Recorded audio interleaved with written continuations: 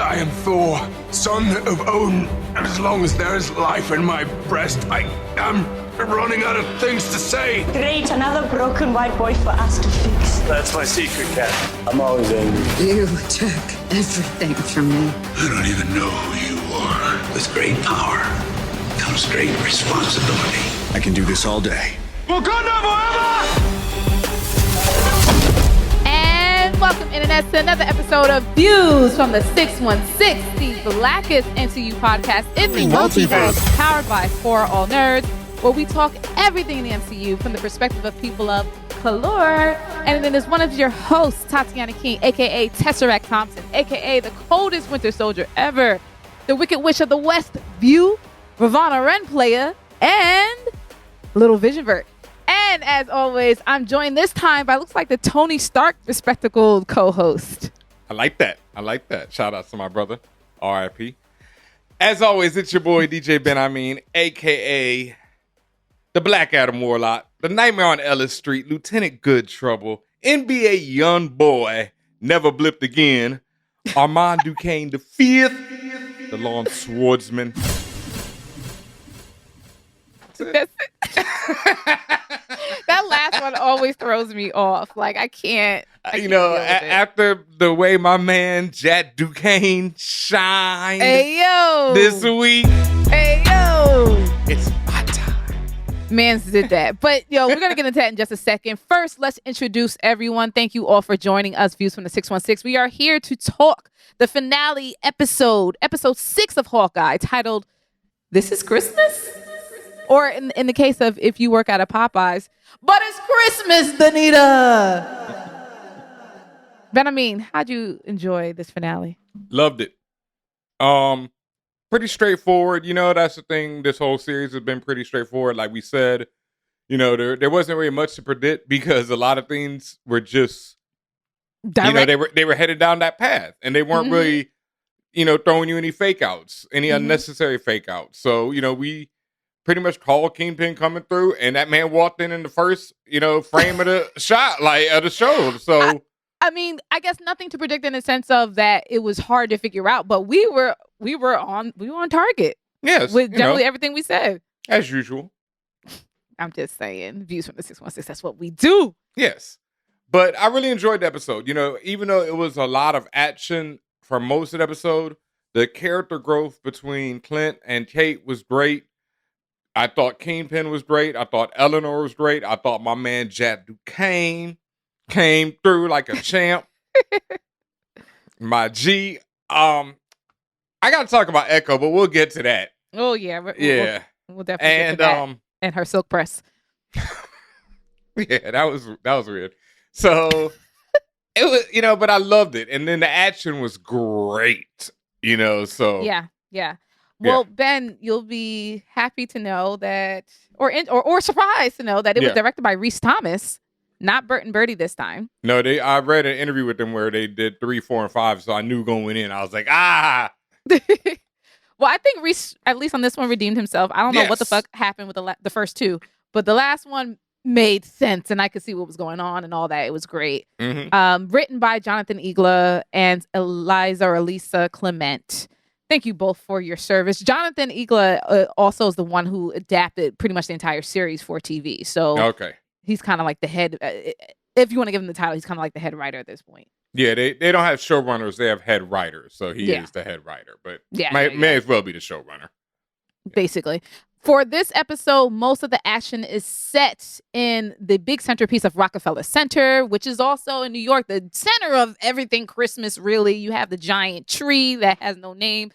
Or maybe it does have a name. I just call it the tree, quote unquote. Rockefeller Center tree. That's all I call it. The tree. Yeah. So, like, when you say the tree in the city, everybody's like, all right, that. Yeah. There's ice skating, the Xmas lights, and that's generally where people come to gather. Just if you're a tourist, when you're just visiting New York, it's just one of the places to go. And of course, they have all sorts of holiday stuff going around there. So perfect finale background for this story to occur in.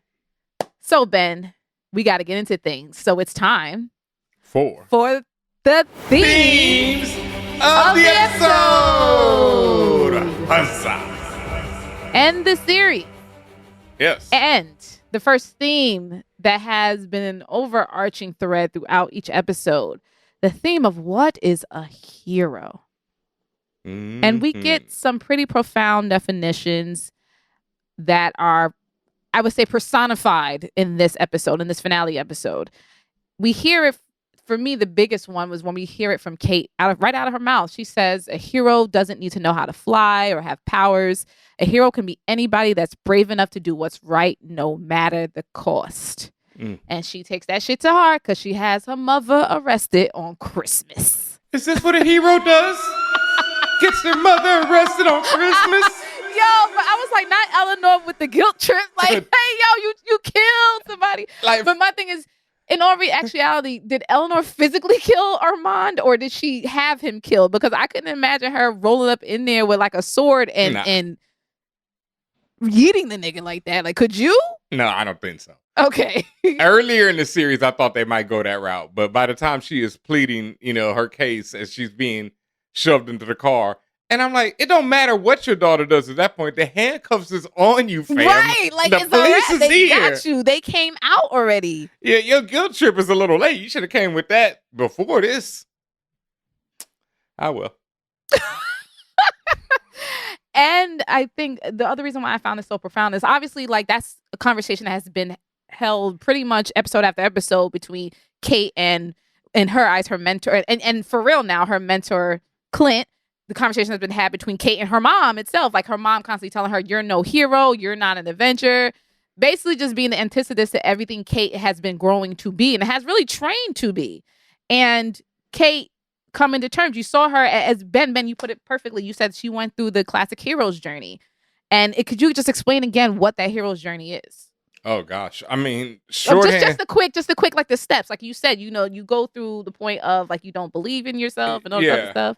Shorthand is, it's a classic hero's journey. I can't remember the name of the guy. And once again, twitch.tv/forallnerds. I know somebody is correcting me and telling me the name of the person who wrote it. But basically, it starts off, your character or your hero is in a position where they are enjoying their life. They don't want things to change. Something comes into their life that forces them to change. In Kate's life, it happens very early. She's like a Batman type character where, boom, the attack on New York happens and she's forced to change. And she goes through this journey. And then along the way, they'll encounter obstacles upon obstacles that will keep having them maybe question whether or not they even want to do this. And people will tell them, you can't do this, and other people will say you should do this. And they'll encounter someone like a mentor along the way, who's like in Luke Skywalker, you have Obi-Wan, while Joseph Campbell, that's the name of the guy who wrote the classic, who actually modernized it and said this is what a hero's journey is. Anyway, so Obi-Wan is that mentor, while Hawkeye is the mentor to Kate in this one. And then you have big villains that you have to overcome. And finally, you'll get to the point where you're changed by whatever journey you're on and you return to your normal world, but you're forever changed. And now you are this new person, as in Kate is now Hawkeye, having gone through this journey upon journey and constantly being told, even by Clint, to go home. Even by herself. She was like, I'm no hero. Yep. She even doubts by herself at a moment. And then Clint now in this episode giving her the hero speech where he's like, no, you are a hero. And I got to give it to Clint, yo. He gives some great speeches.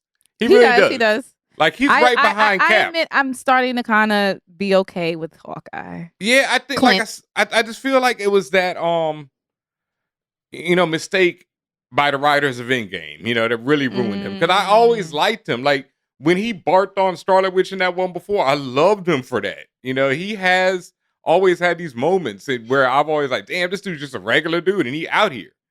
So I've always messed with him. Yeah. And they keep pointing that out. And Kate pointed that out. Like, yo, she said that. She's like, yo, you was out here with nothing, no parachute, a stick and no a string. Powers, no nothing, a stick and a string. And that's what made this conversation about heroism and being a hero so prevalent, because she just laid it out like that. And like, that was one of the realest things she's ever said to me. Like, I that's what I saw. And that's why that shit hit me so deep, especially as a child. As a child, you're impressionable, period. But also as a person, to be in that type of situation, that really scary situation. I mean, anybody, regardless of what age you are, if right now that happened in front of my house right now, who the fuck knows how I would react? So to be in that situation where you're not only scared, but also you feel helpless, but then you see what appears to be just this impossible person doing these things that's like, well, if that person could do it and they got nothing, I could do it too. And that's also, that's kind of like a lesson that always gets told just in regular life. Like, forget like fantastic situations, but like in regular life, they would like, how, the adage goes, some people do more with less. Is the fact that some people will make it, and Black women, we make that shit happen. Like, a lot of people, and regardless of what side of the argument you fall on is, where they say Black women are heroes of magic and this and that. Yes, a lot of the times that is a problem, because now you're dehumanizing us and you're telling us we're more these powerful things when really we're also humans like you. But also, it also is true in many facets. Like, we have to do more with less a lot of times. We have to stand and be stronger than other people, and also Black people in general. But that's my story. Yeah, I mean, let's not leave us, like goddamn. Like, well, I'm a Black woman, so I'm gonna say Black woman first. But yes, Black people in general, and it's not exclusatory. Just to be clear, I'm just saying the thoughts that come into my head as we're speaking on this. And the classic Andre 3000 shirt that he wore, darker skinned people are treated worse all around the world.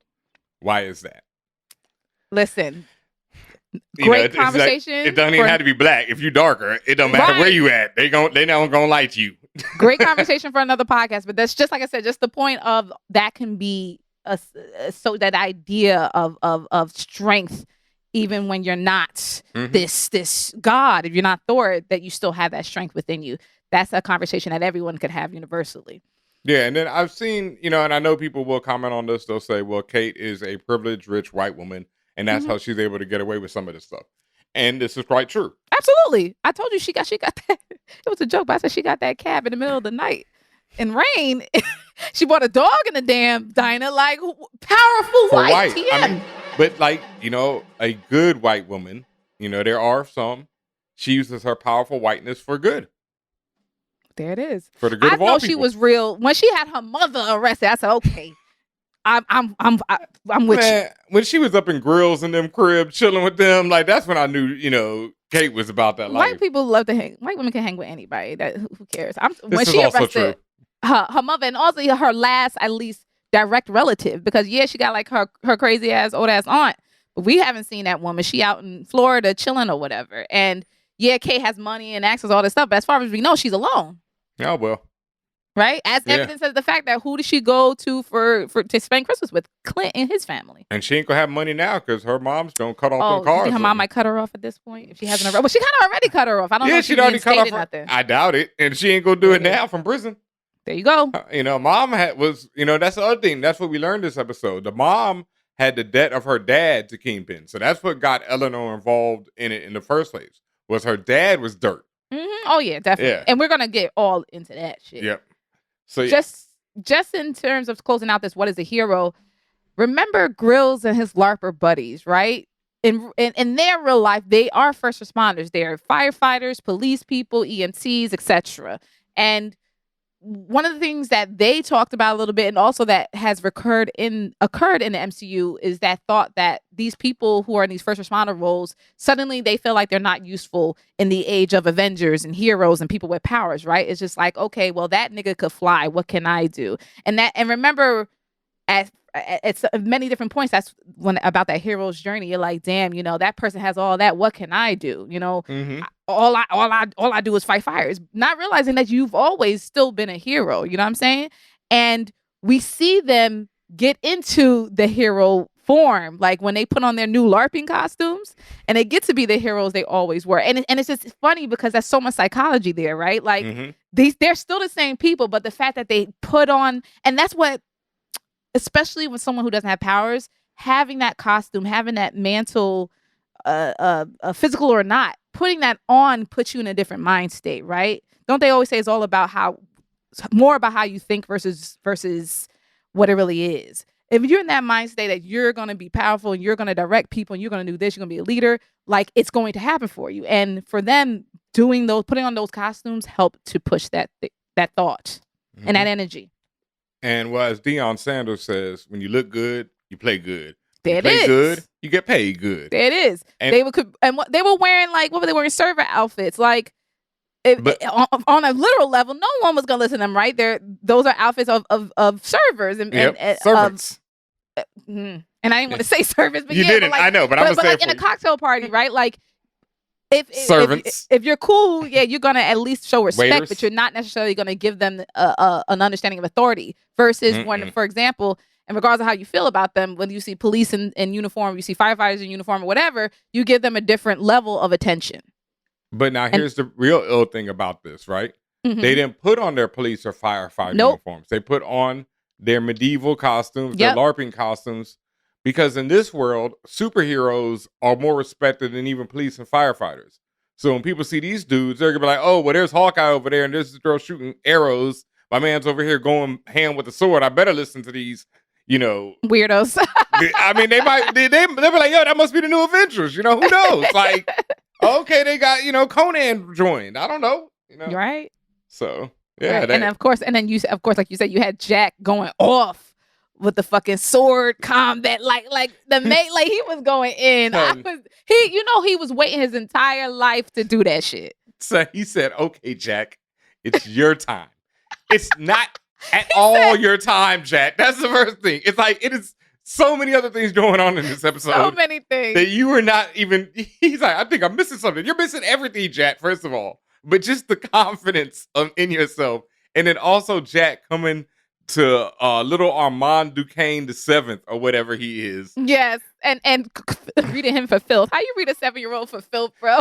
Because remember Armand that time you peed in the Hamptons? I remember. Everyone does. But then, Armand was filth. He said, "I'm going to get your wine." He said, "It'll pee by then. Not if you go back to jail." He was a little snot. We get it. But he's always been a little snot, right? He's a 7-year-old rich Armand the 7th. I would have read that for filth too.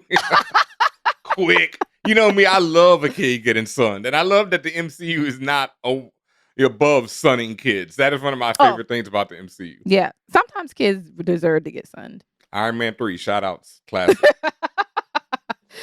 Okay, the next theme is talk about of responsibility. Take it away, Ben.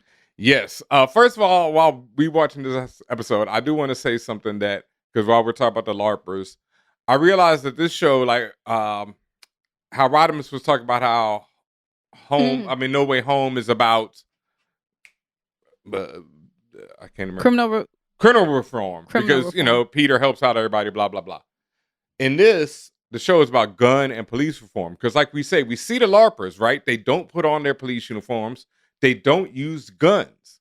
They just stand there with their costumes. Imagine if they had been police right then. Somebody would have gotten shot. If that man had their gun on his side, they would have shot somebody, right? Then look at all of the Tracksuit Mafia coming in with the hands, the guns. The entire Tracksuit Mafia was armed. Armed to the teeth. Even my man who went to the Maroon 5 concert still came with a pistola. What happened to them? Dunned them all off by people with sticks and strings. Done. So I think this show is sending a strong message, lead them guns at home, I like it. Get them hands out. Responsibilities. But speaking of responsibilities, and the big theme of this show and this episode, and really this whole show, like we've been talking about, Kate's been on this journey, and Kate has to learn the hard truths about being a hero. And Clint, once again, during this speech, lets her know what's coming. He's like, "Yo, it can get ugly. That's part of this hero stuff. Like, sometimes these lines get crossed. Sometimes family members get involved. You ready to take them down like that?" And she's like, "Yes, on Christmas." So, she takes responsibility for her own actions. Yelena, this is something I think that Yelena and Kate once again share. They both knew the truth, but they just didn't want to accept it. Yelena know damn well that Clint didn't kill Natasha. Yelena has been worshiping the Avengers since Natasha was with the Avengers. Like when they meet in Black Widow, she's all, dissing her and stuff, but she's worshiping that life. She wishes she could be with Natasha. She's upset that Natasha left her behind and gets to travel around the globe, being awesome and all this, doing hero shit while she's out here murdering people. So she knows about Natasha and Clint's relationship and how close they are. Everyone in the world knows. So she knew this stuff. But, that's why she didn't just cap Clint, right? Because she could have capped him immediately. From across the street, no problem. Yeah. Party done. You done. It's over. Yes. But she ain't do that. She got up on him, talk about, I want to ask questions. Nobody does that when they want to kill you. You know, they just really want to, you know, they want to confirm it. She definitely needed it confirmed, but she already knew the truth because, like we said last week, nothing that Clint could have said to her would have changed her mind if she didn't already accept it. Got to take responsibility. Natasha was responsible for her own life and her own choices in life, and Elena got to learn. Echo. Now, I don't know if we'll get to Echo later, but as far as being responsible, she comes up on Kingpin and it's like, you know, it's quiet for you, son. Like, you stumbling. She you're not rolled up looking there good. with her new lashes done, Cartridge quick and a weave pear and tree silk popping. press, and said it's quiet for you. Quiet while bumping Christmas music. Last thing you got to hear is that terrible song, dog. That's some horrible shit for your man. What, do you know what song it was? I don't remember the song. A partridge in a pear tree. Oh, that was playing when she pulled up. When she stepped out the van, she was the partridge. She literally pulled up on Kingpin. Yeah, on the partridge. Like, she was the partridge in the pear tree. So it made him responsible for, you know, killing her father. Responsibility. Everybody got to pay, except for your man Clint, who skates yet again. No, I'm actually, I'm so joking right here. Just look, to me, Clint is paying for his sins already. You know, he knows he bodied people. Right. And you know? but it still was funny to me. Like, okay, so you get to burn the Ronin suit and that's it. That's it, It's over. Ruining a good grill, You have too. atoned for all your sins. And people would be like, well, what the fuck else you want him to atone for, right? Like, all this shit happened. But I'm just like... Y'all want him to, like, stab himself at the end? Right. Like, I'm just like... But I just got to state that, like, okay, he... You know, nothing... I mean... I guess, and again, it's debatable, right? What is the equatable like response? You know, accountability for someone who just goes around the world killing people because they believe that they're criminals. I mean, he didn't believe they were criminals. They were criminals. That's the thing. Like, well, you know, we got morality and all that, but they weren't. You know, they were a Mexican drug gang. You know, and the Yakuza. I mean, generally, nothing because they were, But Ben, you know what I'm getting at? We had this whole conversation for several episodes over of, okay, but you still went around the world ruining lives. So which one? It's both, right? Yeah, they were, and yes, of course they were. I'm not saying they weren't. I'm saying that they were criminals, but also, they were just people, chilling. as evidenced by Echo and her dad. Like they were still people with families and all this other stuff. And it's just like, well, they chose the long line of work. Absolve Clinton of everything. I mean, that's the thing, because when the Tatsu Mafia gets bodied in this episode, nobody blinks an eye. Well, nobody cares, right? Because we also don't, and that's what I said. You know what it was when you sign up, right? Yep. Like, and you don't get the backstory of Tracksuit Mafia 56, who lives with his stepdad or something like that. Yeah. No, but that's what I mean. So it only hurt us so much that it was this white dude killing people of color. That's why, that was the only reason. Like I said, if they had just said he was out killing terrorists all around the world and then showed him killing some, you know, like a multicultural, like if he ran through the Flag Smashers, nobody would have blinked an eye.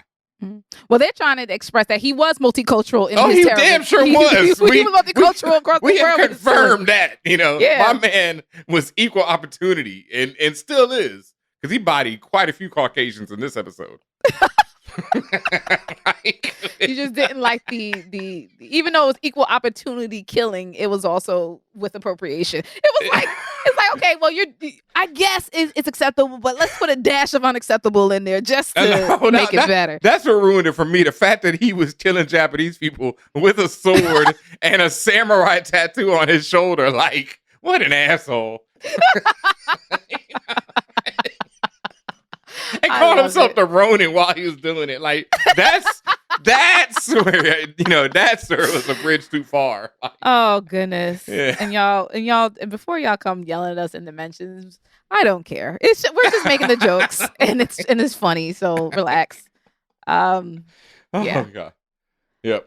Okay, so second to last, one of the second to last themes here, Hawkeye and Hawkeye is what we're calling it, because you see it in the previous episode 5, you had the personification of the passing of the torch when Hawkeye gave the arrow to Kate. And also, I wanted to mention, I guess which we is were from wrong. the comics. Which is from the comics. Okay, what comic Yep. was that from, Ben? It's from the Matt Fraction and David Asia run, like we always talk about on the show, that you should have bought by now after 6 weeks of talking about Matt Fraction and David Asia's run on Hawkeye. It's like 3 graphic novels, and it's incredible. And that shot is straight from the comics. And Bert and Bertie mentioned it in an interview as one of their favorite moments in the whole series. Okay.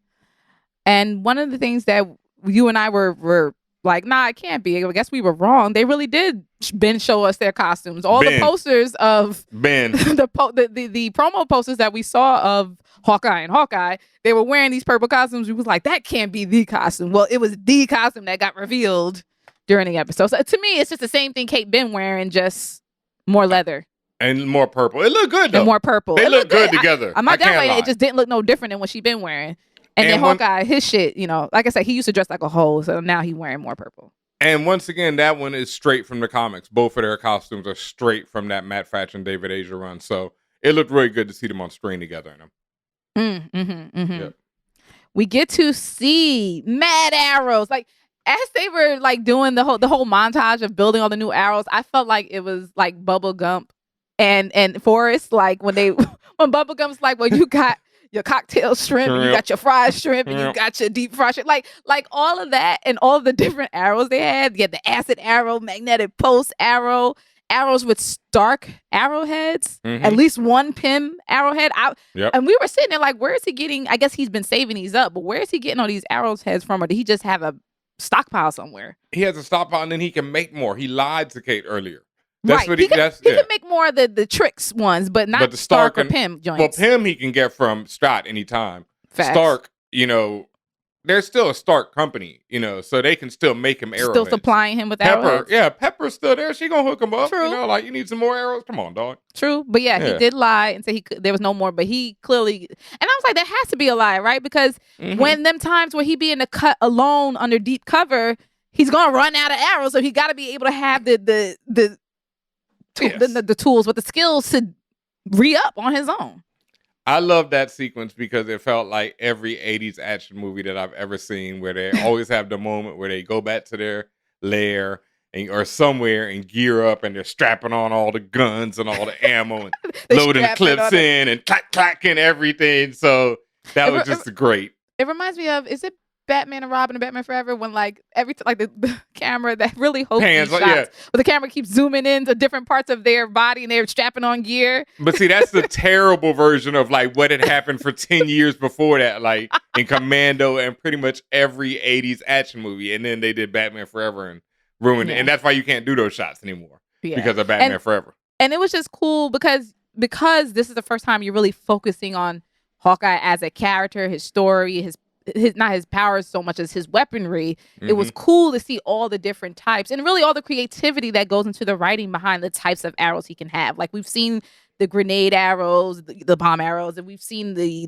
gas smoke bombs, but you get to see more new things like flashbangs, electric restraints, tranquilizer, concussive grenades. Like you get to really see the different levels. And again, very cute how Kate used the label maker to label all the arrows. Like, and then also reminds you, she's new to this, right? Yep. So she has to label her arrow. Like, Clint been in the game for a while, so he knows what's what. All them shits, yeah. No. She's like, okay, let me make sure I don't use this one on the too dangerous this one. arrow, yeah. It was cute. The freeze arrow, that was fire. Oh, yeah. For fans of the comics, we've seen all these arrows, so it was just awesome to me for finally get to see these arrows. Because even going back to like the 80s again, when they had the Marvel Universe comic where they would just have breakdowns of every character, and they would have Hawkeye, and then they'd have his quiver, and they'd have the cutaway of his quiver so you could see each arrow in the quiver, and then they'd have each arrow labeled and be like, this arrow does this arrow, and you're like, oh, it happens. You never even get to see him use most of these joints in the comics, Just knowing that he has them. Yeah, it was always like, oh, he got this. When did he go bust that out? Never did. Yeah. And that's what's so cool about it, right? Like, you can write whole stories based off of the type of arrow he has. Mm-hmm.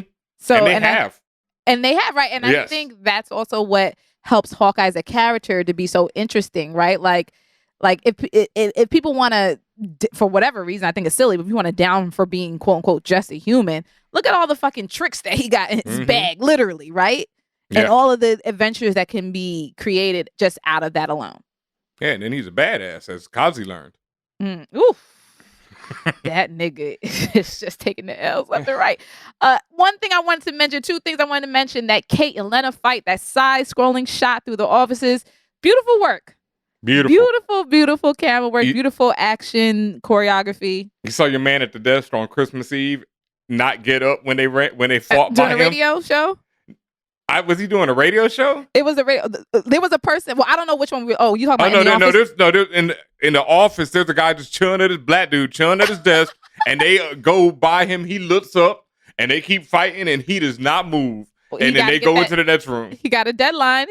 My man there on Christmas Eve already. He like, fuck out of here. Like, but what was funny to me is when they were in the radio, I'm like, yo, that's me and Ben. We still sitting there recording. It's just like, hey, yo, they going through, but we still got this. We still got this show to record. Be like, true.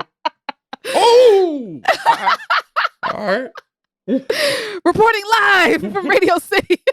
Yo, she is whooping her ass. Yes, I just wanted to give kudos to that, because that was a great, and it wasn't lethal, but the fact that they was going at it for a little bit and just busting through all the different offices was really fire. I really liked the way it worked. Someone said their elevator fight was the second best elevator fight in the MCU.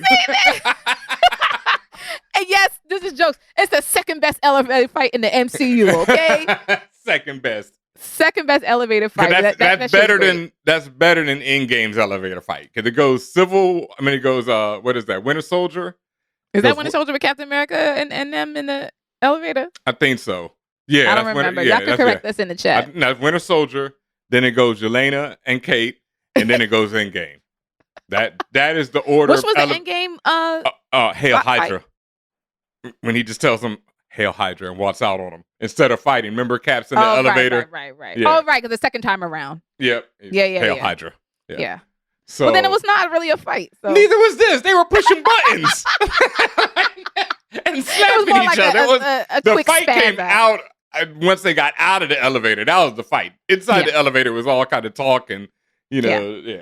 And I wanted to give another special shout out to Rogers the Musical, because after the first portion of the credits, you get to see at least that whole portion of that big musical number that we only got to see bits and pieces of in episode 1.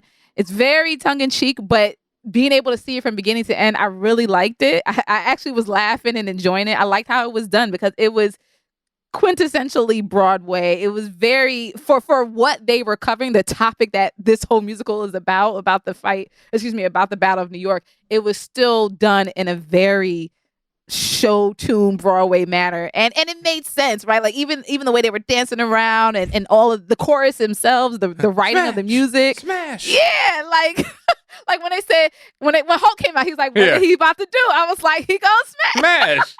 And the magic word is. So I got it. I get it, but I was into it. I thought it was cute. I was kind of down on it, honestly. I mean, I liked it, but I know they'd already released it on YouTube, the whole thing. Oh, okay. So I'd already seen it. I'd already seen it up to that point. So I was like, I didn't really need some after credit, like, oh, this is next. I didn't need that. So it was cute. That's all. But it was great. I'd already seen it though, so it wasn't like I was like, okay, so all right. No, I just thought it was cool, especially to give you that full view of what. Remember, Clint and his family walked out in the middle of it, so to come back and let you see what the whole thing was, at least that part of the play was. I thought that was cool. And Rogers the Musical is still running in New York during Spider-Man No Way Home. There are posters in the background. It is. You're right. Yeah. So it's but actually Hawkeye is after.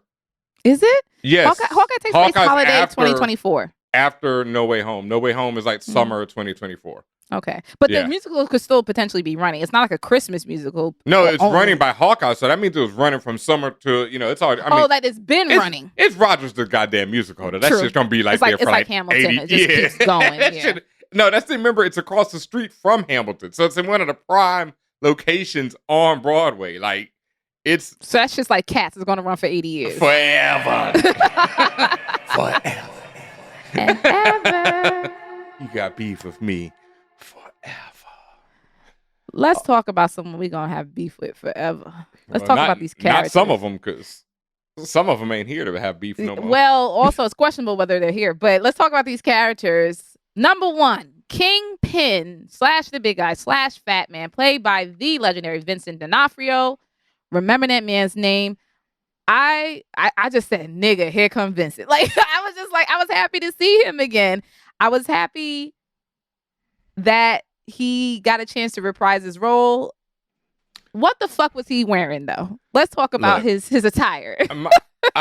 There's a lot going on, but first, I just want to say, as usual, Vincent brought the heat. Mm-hmm. She thinks she can quit the job like she works at Goldman and Sachs. Like, come on now. Amazing. That's amazing. And I did see a quote and that on somebody on Twitter, they felt like he was cartoony. I'm like, Yes. Do you remember? I mean, I felt like he wasn't cartoony. I was like, do you remember how he was acting on Netflix series? Yeah, I don't think they do. People, like he was the same. Like I don't. That's what I'm saying. I think you just don't remember how he's behaving. And also, I didn't find it cartoon. Like it wasn't Willem Dafoe, even though it works. It's not Willem Dafoe as Green Goblin, right? No. From the Spider-Man films, right? Like from the past, like where he's chewing the scenery. No, this is Vincent being Kingpin. When he's like, when Maya leaves and when she comes like and he knows what's up because she's like, I need time off, but he knows what's up. He knows what's up. And he's like, my Maya, like that That's was up how there he with been Vanessa. talking. I felt that was so yeah. Vanessa. Yes, that Yeah. was very much in that vein, and that's what I'm saying. Yeah. I think y'all forgot the energy. Well, the people who thought it was the way he was acting was I weird. think y'all forgot Hawaiian the energy suit he had. It was the suit might with the have Hawaiian made shirt that threw you off. Because, like I Yes. said, what the fuck was man's wearing? Because then he had the Columbia cocaina hat on, and I didn't understand. First of all, why are you wearing that shirt with that same suit? Because just a moment ago, he was wearing that suit with a different shirt. Or in a different scene, rather. It was the same white suit with a different shirt. So I was just but like, then he switched up when he knew it was time to throw them hands. So he had to wear his, casual wear.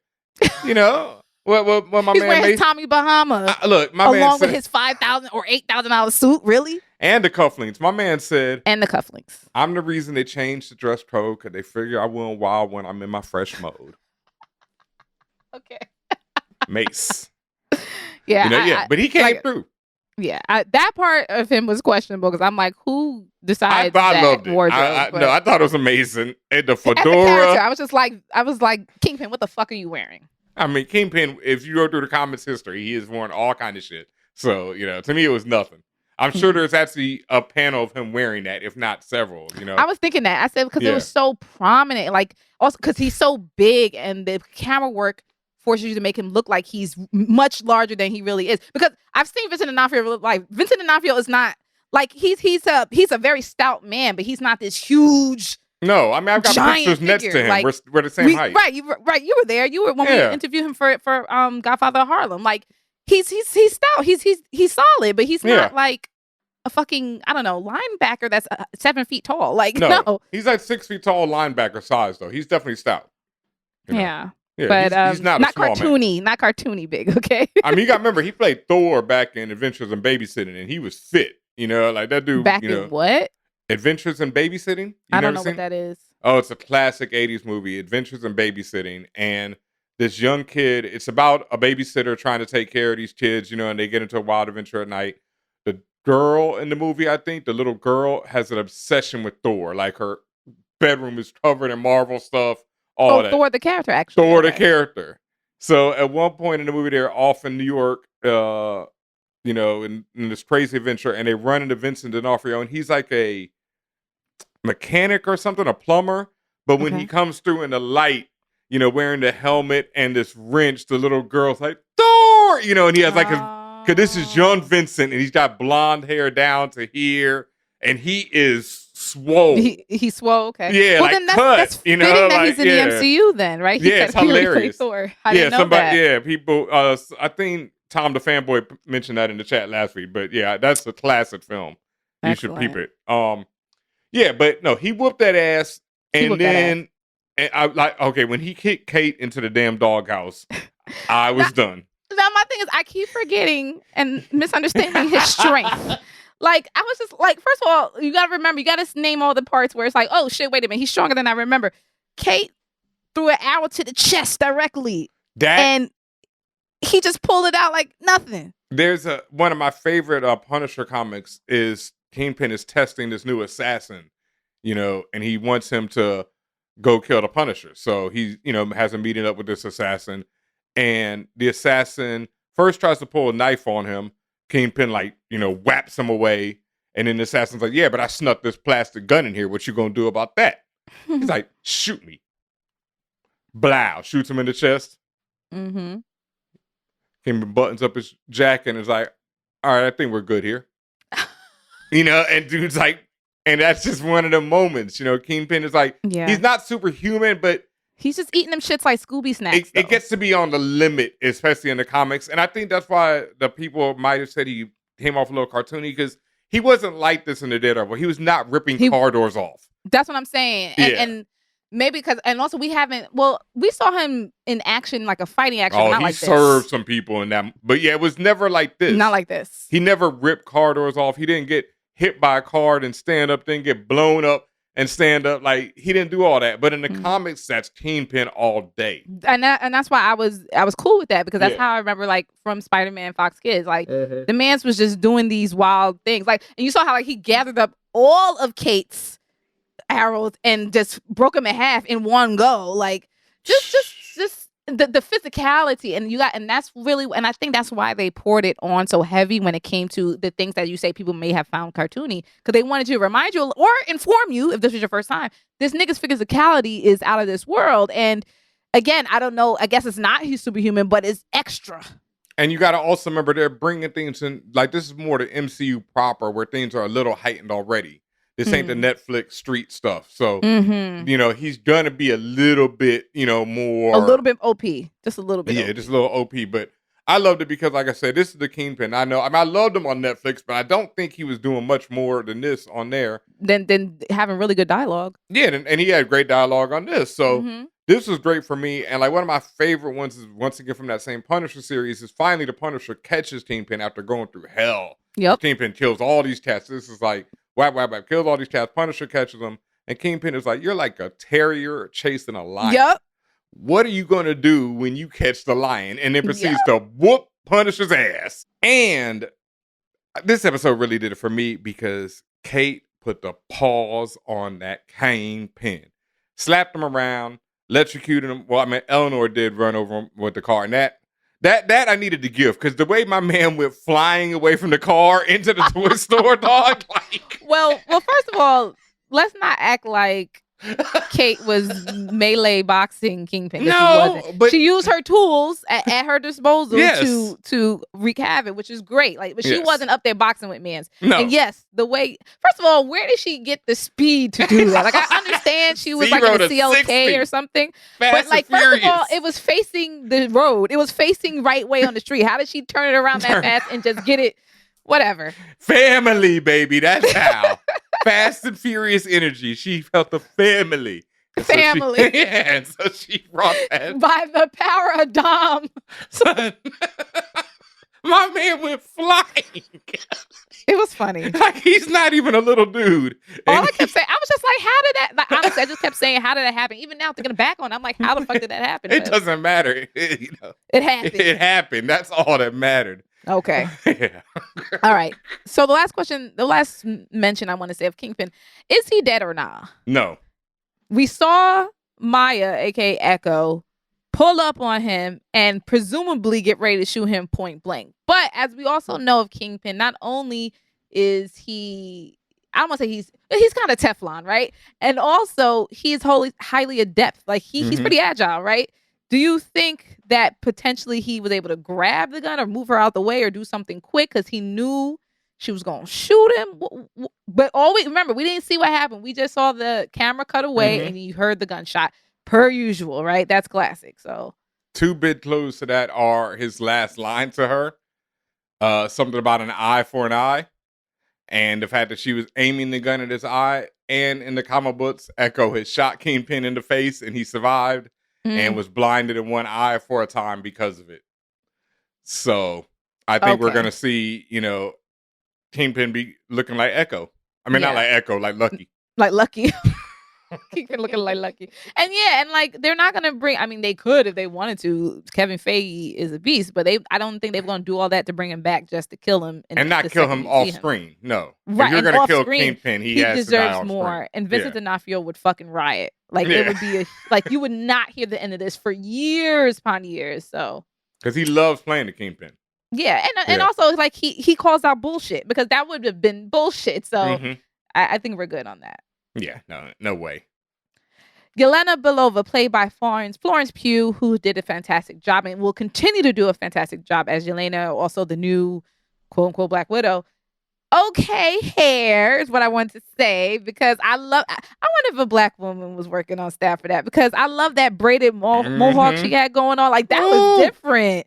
I liked it. The eyeshadow was on point. Everything. Yeah, she looked good, and like it just reminded me when you were talking about how good she looked with her little messy bun and her hair down and all the other stuff. I was like, she really like a fashionable Black Widow. Okay, yeah, I fucked with it, and it was hard to watch her go through the pain, right? Like of the pain of acceptance, really, because as you know, she knows a lot of she knows that Clint was not responsible for her death. Like in her heart, she knows he wasn't responsible. And the fact that when she told her, she was just like, nah, you're lying. Yeah. And the fact that it took her beating his ass and really trying to get through these furious emotions of rage, right? Like this is the same rage we spoke about when we talking about Maya. And when you place blame on somebody or something, you have an eternal amount of rage that, and also as the quote goes, it's blind rage, right? Like you just, because you don't know how to control that, or you don't know what to do with that outlet, right? Or what to use as an outlet besides go after what you think is the cause,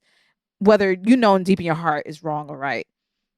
And she doesn't stop beating Clint's ass until he does that secret whistle that she does or did between Yelena and Natasha. And she was chasing closure this entire time that and you can imagine how long she'd been doing this since she found out that Natasha was dead after she came back from being blipped. Sad. Few years, yeah. It's it's been a rough life for her in general. Like, because that's the thing, she was idolizing these people for the longest. She finally gets to meet her sister, gets blipped, comes back, her sister's gone, and then she's like, filled with rage, and she knows in her heart of hearts that ain't the truth, but she still has to express this rage somehow. So that's what she did, yeah. But I love to see when she gave him the handshake and lifted him up. And walked off like, we ain't cool, but I don't hate you. Yeah, I don't hate you. I know it ain't your fault, bro. We not best friends, but I get it.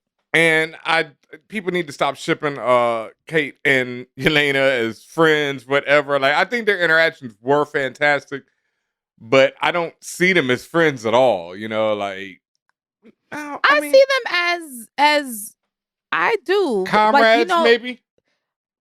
Comrades, friend. Okay, I mean, what language you want to use? Like, they're still. My thing is, you have those friends too, where it's like they're frenemies. That's what the really thing is. They're more frenemies, right? Like, like even though like it's a very not combative, but it's a competitive. Competitive. That's what it is. A very competitive type relationship. Like, clearly, Yelena has at least from an experience standpoint, way more experience than Kate, and she's been trained. Kate also has been trained to a degree, but not like Yelena. No. But the fact that Kate still is gonna do her best to hold her own and has to hold her own, like she surprised Yelena a couple times, like when she slapped her in the elevator, she was like, "Hey, yo, what the fuck was that?"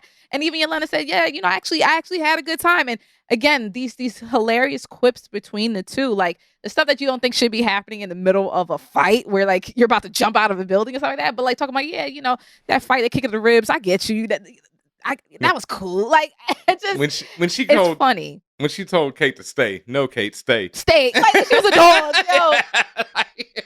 When she talked to her like she was a fucking puppy, I was like, this is funny. No, Kate, stay. That was and then she gets on the elevator and she's just like, oh my God, this fucking girl. Like, why do I have to deal with this? I don't think they're gonna have a contentious relationship. Like, I'm not gonna like I understand what you say. Oh, they're not gonna be necessarily best buds, but I also think they're going to be very helpful to each other. And that's why I said in the last episode that I think there's going to be some form of team up later. Or are they going to be on a team? Probably not. But are they going to help each other or one to help the other? Yeah, probably. At some point. And I also like that it was kind of like Yelena was being like a mentor to Kate even. Because she was like, she sees her and she's like, okay, this girl, she's she's trying and she's got She's training. trying. Yeah, and she's not fearful. She's brave. So, I'm going to help her out. I'm not just going to beat her ass. And I'm not just going to be like, completely knock her out of place. But I'm going to keep her where I can still complete my mission at least. But, I'm not just going to finish her girl up. And let's be clear. Kate is fearful. I guess when I say fearful, when things happen that are scary, she does get scared, right? Yes. But it's how do you react to the fear? And you see Kate watch Yelena jump out the window, and she watches her like, I gotta get this girl. I'm gonna do it, right? She's not quite ready to jump out the window, but she's like, I'm gonna do it. Yeah, this is supposed to be scary. I'm gonna do it. Hawkeye did it. I could do it. And then she proceeds to do this. I don't know what the fuck she was thinking, but I don't even know what she thought was going to happen. Or how she survived it. Or how she even really survived that fall out of 30 Rock, but she did. So it is what it is. Yeah. Ben, let's talk about Echo, also known as Maya Lopez. With her glow up that came out of nowhere. Like, what? Like, out of all the fights, this the fight you glow up now is she all super cleaned up and like she's going someplace? Like, I didn't understand that, but let's continue to talk about her. I was trying to. What was going? Okay, so she gives this pseudo speech, this fake ass speech to Kingpin, and says, "Hey yo, I'm gonna need some time off." And even Kingpin was like, "Oh, that's a twist." You were so angry for all these years about what Ronan did to your dad, and now you're like, you know what? I fucked up. I'm gonna go away for a little bit. As you said, Kingpin knew, okay, that's just her saying she's gonna dip, she's gonna run, and nobody runs for the Kingpin, right? All that stuff. But where was she going? What was she doing? What was the thought process? I feel like there was something missing with her character. I do too. I think the fact that in the end she doesn't get to interact with any of them really was kind of a missed opportunity and doesn't really. It didn't really have me hyped for an Echo series right now. Yeah, I didn't understand. Besides having her directly interact with Kingpin, which was again a questionable ending, even though, but you know the truth, he's alive. But I didn't. I don't know. She just came out of nowhere, and it's just like, but she shouldn't feel like she came out of nowhere because she's an integral character to the series. So, but yeah, in this episode, she does come out of nowhere. She comes out of nowhere, f's up Kazi, and then goes f's up Kingpin, and that's pretty much what she does this episode. And that's it. And it's like. And then looks forlornly at a picture of her causing her dad. Yeah, but it's like Hawkeye, Kate, and Yelena are right there, and they don't really have much of an interaction at all. And it just felt like, I know we had that great hold open with Echo early on in the series, but after that, it just felt like we didn't get much more from her other than, I'm angry all the time, and fight me. And then it was just like, all right. Yeah. So. Kind of missed. I hope they, give her more. And I know that Marvel and, Sarah Finn and the rest of the casting people over there don't make, misses. So I'm sure they see something in this woman that when they give her more, that she'll be able to hold it. And the Echo series will probably turn out to be more fire from them. So, I'll wait and see. Okay. Yeah. Let's talk about Kazimigos. They keep missing with the brown women, don't they? Like Captain, Photon. Seen a pattern, right? Yeah, the final episodes fail the brown women, Kazimigos Kazimierzak, played by Fra Free. He gets suplexed by Clint, LOL. He should have stayed down, as Ben points out in the notes. No, that was it. Like, he should have stayed down. Kazi had a clear out. He gets suplexed. He was knocked out. He could have came to the Kingpin 2 days later like, yo, I got served by Hawkeye. Like, what else?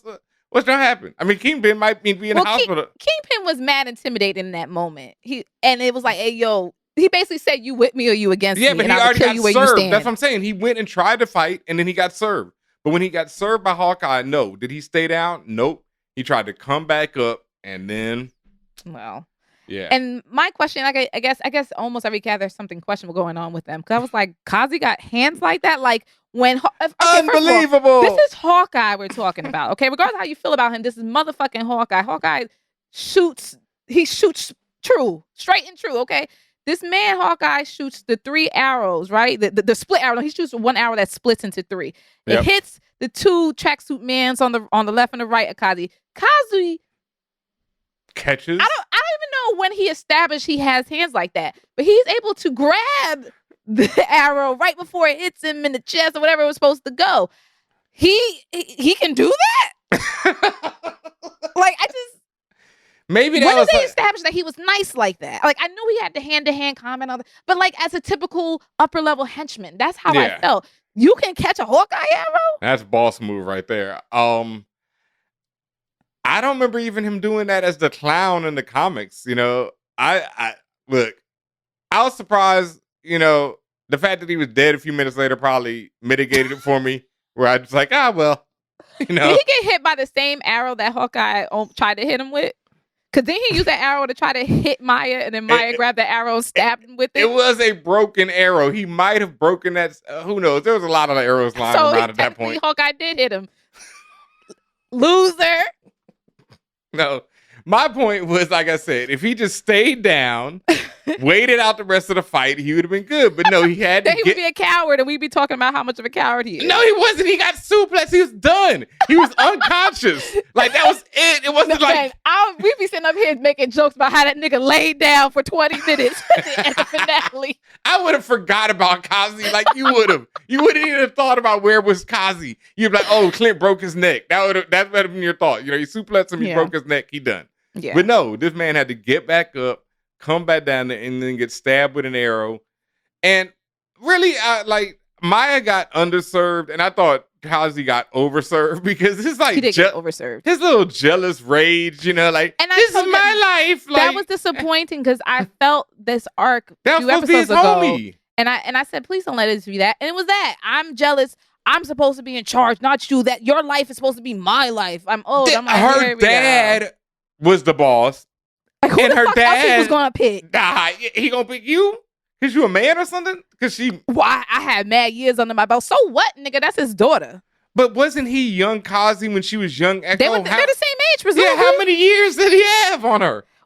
Enough that he felt he's owed this position. Well, and not even years, experience, that he felt he's owed this position. Well, he got what he was owed. Because he knows well, he got what, yeah. Yep, that he did. That he did. But Ben, you called it. I think, like you said, 20 out of 10 he was going to die. I think I said 20 out of 10 that Kazi was not making it out of this episode. And the only nigga to not make it out the entire series. That's the other part. And that was the thing. I didn't really say any. I pretty much was like everybody else gonna make it. I hedged my bets on pretty much everyone else. But Kazi was like, there ain't no way that man walking out of here. He did have a good quote, though, when he was talking to Maya, when he was having that conversation before she killed him. And he says, I can't walk in both worlds. That's a call back to that conversation Maya had with her, or dad had with Maya when she was little, when he was explaining to her how she needs to learn to live in two worlds and the advantage that Maya has considering she's able to do that. Well, now he's going to walk in another world. Ben, I mean, you're rude as fuck. The underworld. Yeah, so rude. I mean, you know, he's all complaining and shit. So now, you know. She said, I don't want to kill you. Wow. And that's the other part. Like, her even saying, I don't want to kill you. That was telegraphing. I will kill you where you stand. What do you have to say for yourself to make me stop? Yeah. Nothing. Some jealousy shit. Some bullshit. Like, I ain't trying to hear that, dog. My dad died for this. Like, fuck out of here. He was the worst. What a sucker way to go out, man. He's kind of a sucker. Yeah. All right. Now he did. Kate Bishop, played by the Haley Steinfeld. Kudos to her.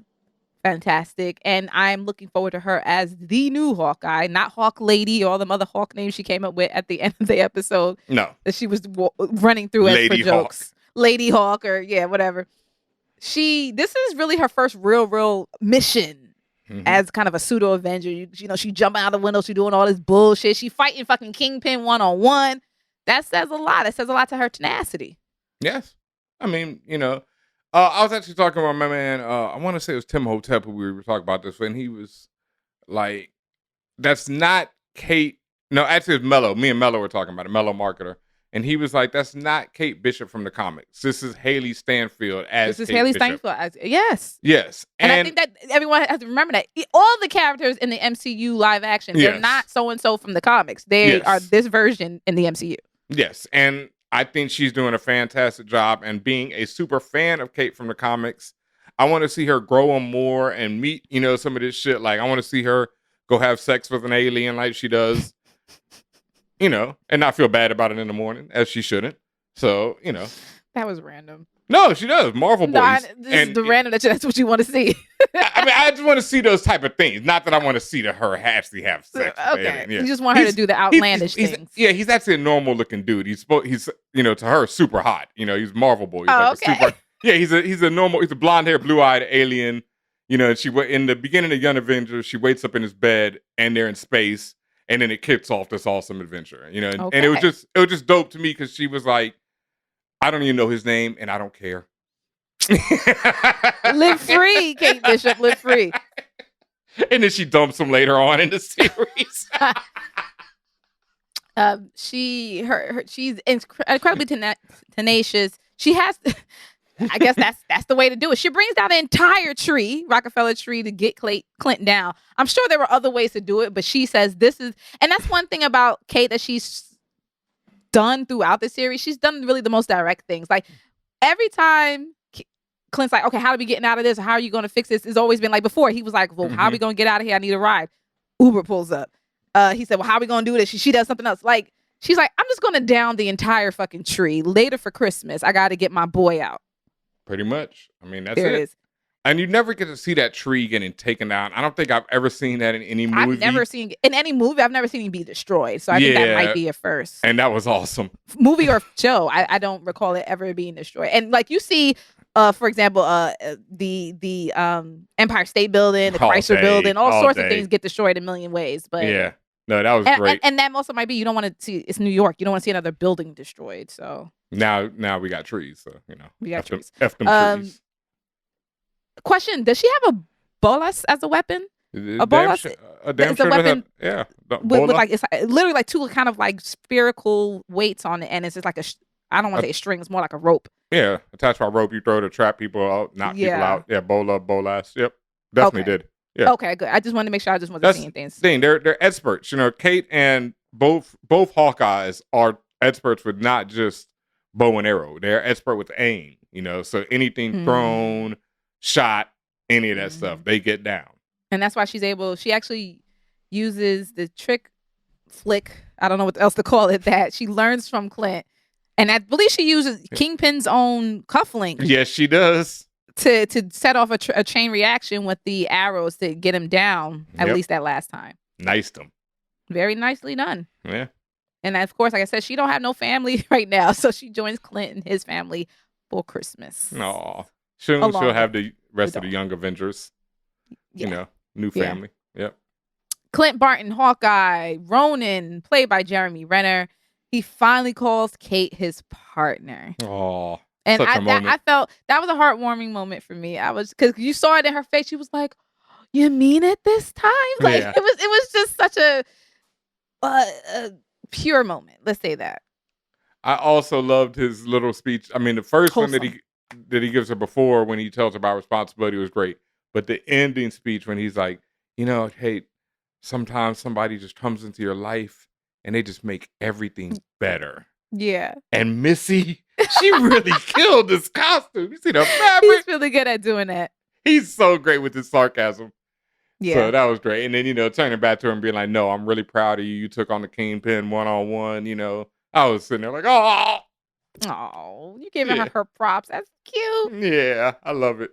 For one reason or another, he sees an owl when he's in the Christmas tree. And I'm sure that owl will come back as an Easter egg, either in another show or even in an MCU movie. Ant-Man. Because we do see after Kate uses the Pym arrow to miniaturize one of the Trust the Bro trucks and the bros inside. I think it's Enrique in them, I think it's that one of the main dudes. But she miniaturizes it. And as it's just sitting on the ice in the Rockefeller rink, the owl that was in the tree comes down, swoops down, grabs it, and flies away. I'm sure they'll pop up down the line somewhere else. Them dudes is dead. Unless they were alive. They were talking in the car. They were alive. Not for long. You think the owl's going to eat them? Dog, unless they grow big, yes, that owl's eating them immediately. How's the owl's going to get in the truck? With his claws. Right through them little windows. Yeah, that thing is tearing that truck apart and eating them dudes. I think they may If pop up as not, an Easter egg dropping them off. Yeah, hopefully not, because they should be done quick. Dropping them to their doom. That, like he said, and that's that. But remember, Hawkeye, and I think that's the clue, right? Hawkeye, they said, well, what happens now with them? Hawkeye said, I don't know. So, it could be a time release situation where after a certain time, It better be quick. Like I say, owls is not messing around. I don't know if you've ever seen an owl or an eagle, like when they are in attack mode. It is a, good night Gracie type of thing. Like, okay. They are not the animals to fuck with. But according to Ben, it better be quick. They ain't got much time. Yo. He's like, ting, ting, ting. And that's it. Not the slurp. Why do you have to do the slurp? Why, bro? Why? Feasting on them like they eating ramen or some shit. They can be like, damn, bro. Oh my. They would say that, right? As they're getting devoured. Like Attack on Titan or some shit. Okay. Eleanor Bishop. They talk when they're getting ate into Attack on Titan? Eleanor Bishop, played by Vera Farmiga. No, they don't talk, but I'm just saying. It's been revealed fully that we've been new, bitch, we've been new. But it has been revealed fully. She's been in league with the Kingpin. And when I'm doing the math, for at least a decade, because as Ben mentioned earlier in this review, she was blindsided as she quotes to Kate, because after her husband died, they found out he owed all this money to Kingpin. What her husband was dabbling in that he even got in bed with Kingpin, who the fuck knows? But the husband owed all this money, and there was all this debt and other shit and favors and all this shit, and she had to step up and do something about it. So it seems to me that Bishop Security is besides being an obvious tech company, is also a front for many different things, as we saw. Like there was some relation to Sloan Limited and other stuff. But this is also how Kingpin is making his money. And it's a tech company, so it's making big money. So, of course, Kingpin's like, you're not fucking leaving. Security. My thing is, if Kate didn't get involved, it's clear Eleanor would have everything would have been as is. And she even said as much. She was just like, I've been paid my husband's debt and we're still going. Yeah, the relationship is all right, but my daughter knows too much. Mm-hmm. But if there's one thing y'all know about, we talking about the mob, gangs, whatever, once you get in, you don't get out. No, especially with the Kingpin. Especially if you are making guap for the Kingpin. He's not going to just let you skate. And as we see, like, Kingpin has taken big L's. Daredevil served him in this, now that all that is canon, broke down his empire and all that. So, like, he's running around with the Tracksuit Mafia trying to get back control of New York, let people know that he's here. You're right. And that is kind of like lowbrow for him, right? Tracksuit Mafia. I think comparatively speaking. I think that's a reflection of where he's at from after Daredevil, and even after, like, at the end when he's like struggling to get away on foot, like nobody comes and scoops him, like, come on. That's facts. You're right. No one does. I mean, that's also because all 150 of the mafia got served by Hawkeye. But he ain't even got like the arranger, his personal dude, his Bentley, somebody to come scoop him up, This is Jeffrey. Jeffrey. You're right. Master Fist.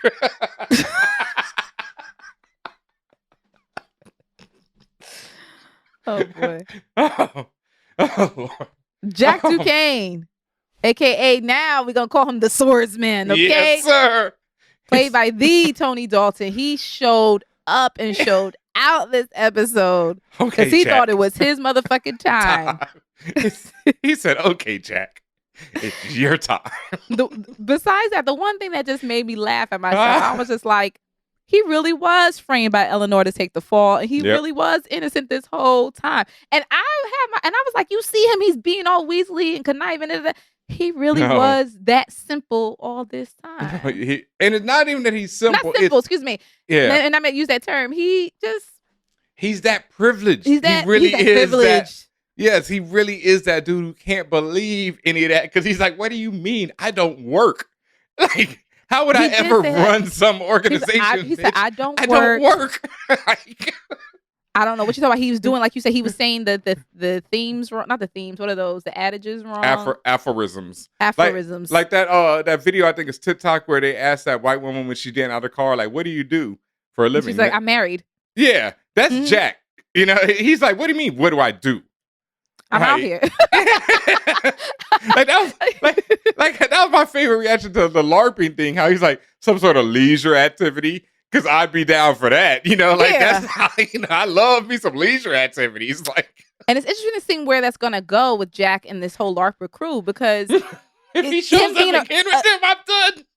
Him being a true swordsman, like I can see him like teaching them, like and really loving that shit too. Yeah, and because now they're looking up to him, and that's one thing, he likes being the man of the hour, especially when it comes to using his skills in swordsmanship. I think he would really like joining up and teaming up with the LARPers. That's what, like, instead of the Broadway at the end, I could have used a scene of him training the LARPers.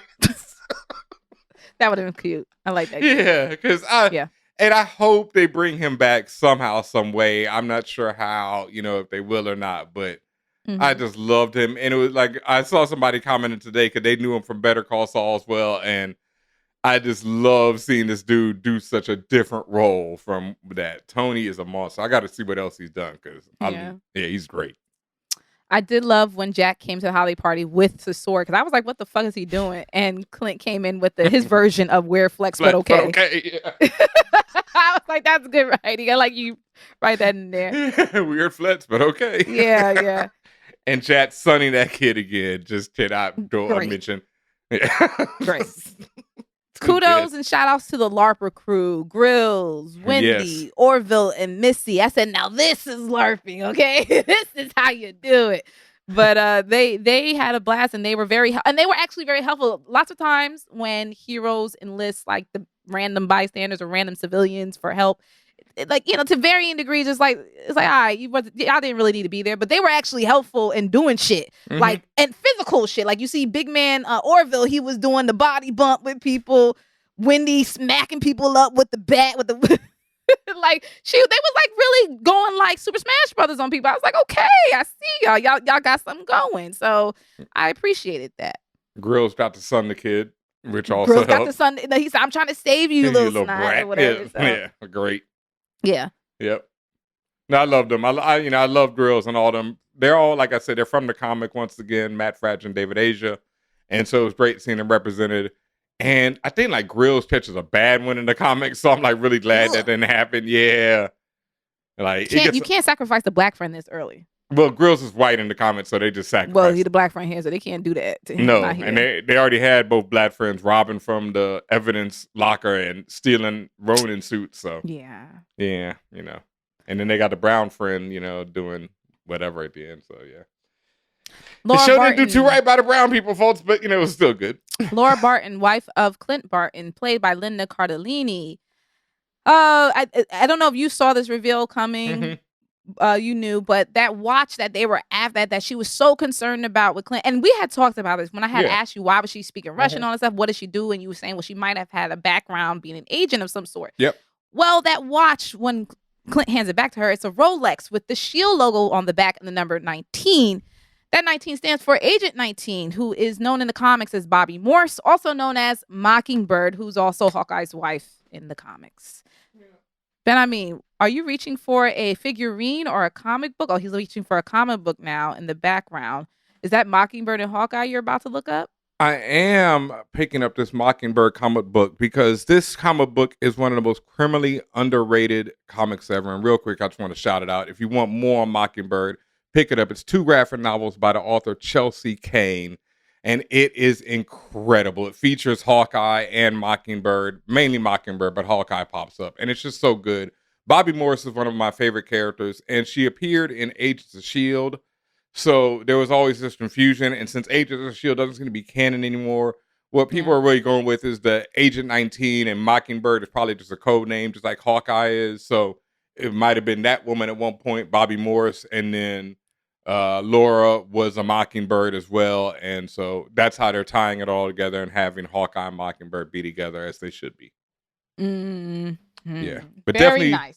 Check out this book by Chelsea Kane because she's a famous author, and people like ran her out of comics. This is one of the only comics she ever did. Yeah, it was some. That art is fantastic, by the way. Who's it's the so artist? good. The art is by a person, Kate Nimzik. and Ibrahim Mustafa. And it's like it's just one of the Chelsea fucking put her foot in this book. It's so good, and it's so effed up what happened. There was a bunch of men, doing their usual bull. So damn, that's sad. Yeah, so good. I'll definitely pick that up and give it a read. You'll love it. It's so funny. It's just everything. It's great. Yeah. All right. And finally, Pizza Dog has a name. The artist formerly known as Pizza Dog is now known as Lucky. Which is from the comics, but they didn't even show you that on screen, right? He just suddenly is Lucky. Like, they just suddenly start calling him Lucky. Kate, when she walked in the house, in Clint's house with the kids, and she was like, this is Lucky. Yeah, see, it was like, I think that was edited out with it when he finally got the name. Oh, okay. Because he's Lucky the Pizza Dog. That's all he's still the Pizza Dog. Yeah, trust. The Pizza Dog never goes away. No. Got it. Represent. Any other character things you want to mention before we wrap up? Just kind of upset that we didn't get a Lucky the Pizza Dog POV in this series at some point. I was kind of hoping for that cold open this episode, but beyond that, no. You would have lost your mind. Everyone who's read that comic would have lost their mind. It could have been 1 minute long, and we would have been so happy. But no, I loved it. Loved the series, loved the characters. I thought this was one of the best Marvel series, and I thought the characterization is why it was one of the best Marvel series. Because it even brought you around from, being a complete non-liker of Hawkeye to, understanding where he's coming from at the very least. And me, as a big fan, love him even more. And Kate, it represented Kate how I needed to be represented. So, yeah. There it is. And with that, we got our Easter eggs and inspirations. Ben, you talked already about the load up of weapons, very so beautiful. 80s. She was pouring the gunpowder and the thing. That was like Predator when Arnold does it with the grenade. He opens up a grenade and makes an arrow out of it. Is that done in any of the Die Hard movies? Because you said there was lots of Die Hard. No, but the Die Hard reference in this episode was Kate jumping out the window and being scared to jump out the window. And the famous Bruce Willis when he jumps off the roof and is like, oh God, please don't let me die. Okay, well there it is. Yeah, that's one of my favorite lines. He's like, oh God, please don't let me die. And that takes place at least one of them takes place in Christmas, right? Yeah, both the first two Die Hards both take place at Christmas. Okay, there you go. Yeah. There's your Christmas connection. Yes. One of the dude bros, one of the tracksuit mafia bros, the main I caught that too. When he pulls up, he says "Red One in position." I thought that was a Star Wars shout out. Yes, that is the call sign attributed to the leader of the Red Squadron, depending on what the Red Squadron is at the time or whatever mission they're on in the universe in the galaxy. Yep. And you had told me, Ben, that there's lots of back and forth between Marvel and Star Wars when it comes to mentioning each other's properties. Oh, especially now that they're owned together. But this goes back from because remember, Marvel used to put out a Star Wars comic book right after Return of the Jedi. For years they did. So there's always been all kind of references, and it's just like how Star Wars, and especially between George Lucas and Steven Spielberg, going back to all their movies, they're always referencing each other, and they'll show up in them and little things like that. Red One. But yeah, they're both owned by Disney now. Of course they're gonna be. Yeah. I thought it was cool. No Way Home, we saw the damn Lego Death Star again. Right. Getting smashed. Wait, again. that was there? It gets smashed again when he's applying for college. When she comes in, he knocks it over. Are or you the robot arm knocks it over. It's a Death Star. Okay. We still make Okay, no, be careful. No, we got to stop. We got to stop being like, well, I'm just saying that. No, you're not giving away anything of the story itself. But You're just talking about something you saw. So I just don't want anyone to get upset with you. They'll be fine. Okay, that has nothing to do with the story, y'all. We got to stop. Yeah, we got to stop doing that, people. That's like one of the worst things about culture now, where it's like over everything that has nothing to do with it. I'm like, don't tell me shit. Don't even tell me that what color the grass was. I don't want to know. It's don't be green. Let's wrap up these Easter eggs and inspirations. Unless you got one of them old TVs in your color off.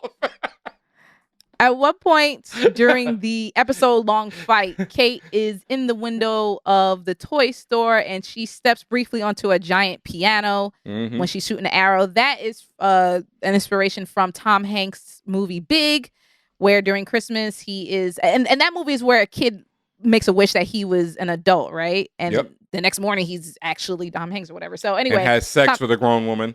Right, and we're not going to talk about how creepy that shit is.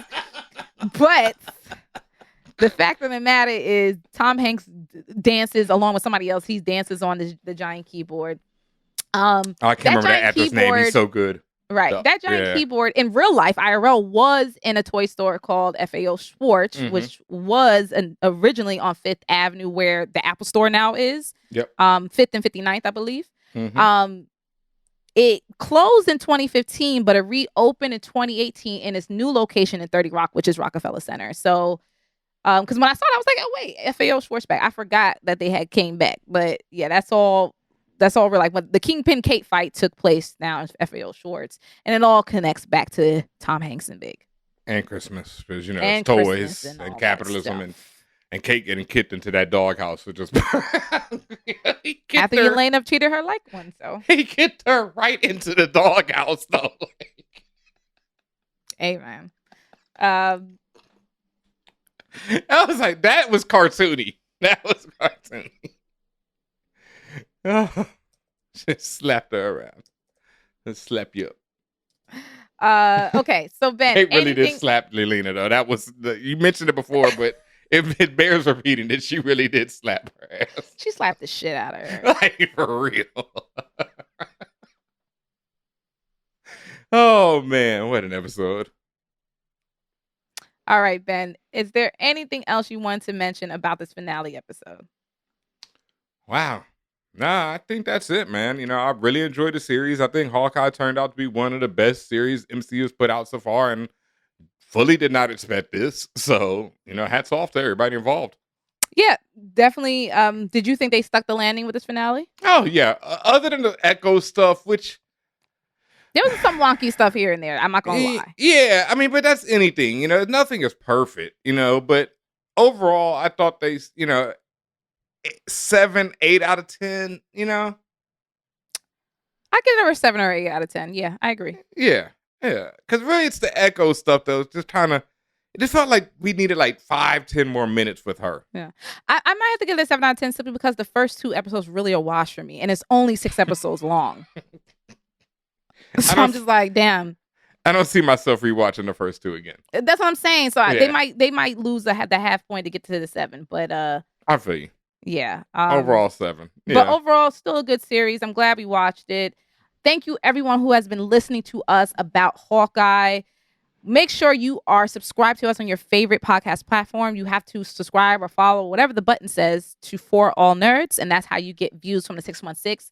We also want to make sure you are listening to us because we have our spoiler-filled Spider-Man No Way Home review that's out now. It's an all-star review, meaning we have special guests with us. Please listen to that as soon as you can, which means you got to go see the movie. Please be safe. Please be careful as well. But once you see that, or if you don't care about being spoiled, just go listen to it. Yeah, some people don't. And that's fine. But we do warn you in the beginning several times. Yeah, and I mean, I do. I care. Yeah. Don't do that to me. Don't do that to me. Make sure you're following myself, Tatiana King. That's at Tatiana King. And this man up here at DJ Ben Hameen. Not Bean Hameen, but Ben Hameen on your favorite social media platform. Yeah, because we're on pretty much everything. I know what's happening there. You were trying to remember which one you were shouting out. You can go to Twitter, get blocked by Ben, go to IG, look at my thirst traps, whatever you like is all there and available for you. Thank you to the outstanding fam. Once again, you prove why you are 5-star, 5-star, 5-star. And as I'm saying 5 stars, that reminds me, make sure you update your Spotify app because Spotify has now released ratings for podcasts. We've already asked, and several of you have already done it. Thank you so much. We already asked you all if you can please rate For All Nerds 5 stars on Spotify. Again, make sure you have the updated app. And when you go to our page or our profile page, whatever it is, you'll see a little star there. If you haven't used it yet, it will be blank. Click on that and choose 5. Thank you so much. We appreciate you for that. Same on iTunes. Same on iTunes. Please tell them how much you love us. Or whatever you want to say, just throw it on there, whatever. Thank you. And again, like I said, thank you to the fam. You are everything to us. We love you. We appreciate you. Thank you for the support you always give. Twitch.tv/forallnerds. I see you in the chat. Make sure you are following us. Also, subscribe to our Twitch if you are able. If you have Amazon Prime, you get a free subscription every month. That just means every month you got to resubscribe. But for the free, just connect your account and you'll get that free subby. Thank you so much, everybody in chat. Love you. Appreciate you. And make sure if you also want to support us in many other ways you can. Patreon.com/forallnerds. Every tier is a special tier. You get some form of goodies and privileges. And shout out to everyone who've already keep getting their free stuff. Some of y'all are on the money. The minute that email be dropping, y'all be running up on the Patreon like, I got it. So shout out to everyone who got their free merch a while back. I know they got 007 stuff. They got free. Someone got like a free Wong Was Right tee. People got For All Nerds tee. Like all sorts of merch and stickers and all sorts of things. Like we just be carrying on over there. So please make sure you are supporting us there. That is so important. That is how we keep this show running. That's how we pay our staff. Thank you so much. Patreon.com/forallnerds. And last but not least, make sure you go to TeePublic. That is our merch page. Another way to support us. TeePublic.com/stores/forallnerds. That's how you get this beautiful, would you like to fuck around and find out, Miss Menace t-shirt design on our page. This design and all designs you see here, except for Ben's. Ben's is a super exclusive from 2018 that was up for approximately 2 minutes and 28 seconds. It's a before one-of-one. the Begency, that's Beyonce's Mafia, came and took it down immediately. Yeah.